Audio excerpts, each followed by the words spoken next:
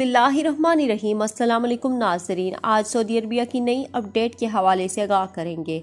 दोस्तों, आज Saudi Arabia में 14 शुबान है और जैसे कि आप सब जानते ही हैं कि पाकिस्तान में ऑफ कोर्स 13 शुबान है।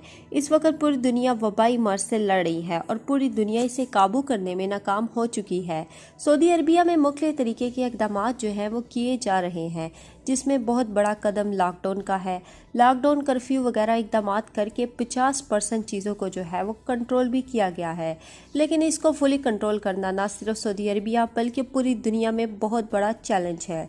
लेकिन आज जो है वो 14 शुबान है। रमज़ान को तकरीबन 16 दिन जो है वो रह गए हैं और रमज़ान के बाद ईद भी है। तो इसी रिलेटेड जब पूछा गया था वज़ारत सेहत से कि इस साल रमज़ान और ईद कर्फ्यू और लॉकडाउन में गुजरेगी, तो इसका आंसर क्या था आज की इस वीडियो में आपको बताऊंगी। लेकिन मज़ीद तफसीलात से पहले वीडियो को लाइक, चैनल को सब्सक्राइब कर दे और नीचे दिए गए फेसबुक पेज को लाइक कर दे ताकि आपको नई अपडेट के हवाले से इंफॉर्मेशन भी मिलती रहे।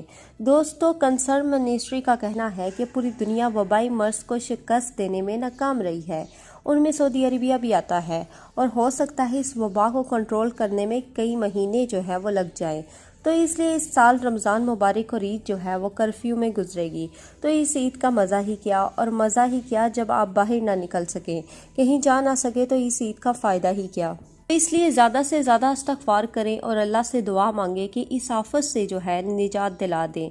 उम्मीद है दोस्तों वीडियो पसंद आई होगी।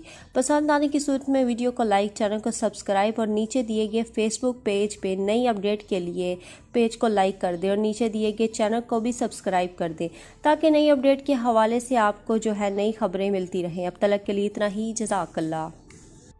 सऊदी अरब में मकीम गैर मुल्कियों के लिए बहुत बड़ी खुशखबरी आ गई है। अब कोई भी शख्स जो अपने मुल्क जाना चाहता है और उसका इकामा एक्सपायर हो या इकामा वैलिड हो, शिरका बंद हो, मुसस्सा बंद हो या कफील छुट्टी ना लगा रहा हो या कोई भी मसला हो, तो आप हमारे साथ रब्ता करें। हम इंशाल्लाह आपको 3 दिन के अंदर अंदर एम्बेसी के जरिए आपका खरूज लगाकर आपको आपके मुल्क वापस भेज देंगे। कोई भी इंडियन, पाकिस्तानी, नेपालियन, बांग्लादेशी, श्रीलंकन या किसी भी मुल्क का हो, वो आसानी से बगैर किसी परेशानी के अपने मुल्क वापस जा सकता है। जी हाँ, स्क्रीन पर आपके सामने जो नंबर शो हो रहा है इस पर आप कांटेक्ट करें। इंशाल्लाह 3 दिन के अंदर अंदर आपको आपके मुल्क वापस भेज दिया जाएगा। मतलूब केस वाले रब्ता ना करें। शुक्रिया।